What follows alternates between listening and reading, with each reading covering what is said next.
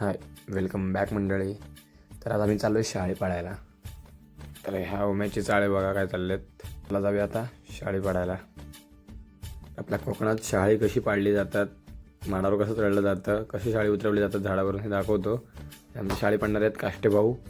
तर हा आहे माड काढून आहे बघा, चढायला सुरुवात केली आहे. उचलले जातात शेंड्यात. बघूया आता पेंट कशी खाली येते ती. मी या इकडे तशी धरून अशी दोरीने सोडली जाते पेंट. तर खालून माडाची उंची बघा किती आहे, माडावर चढलेत ते.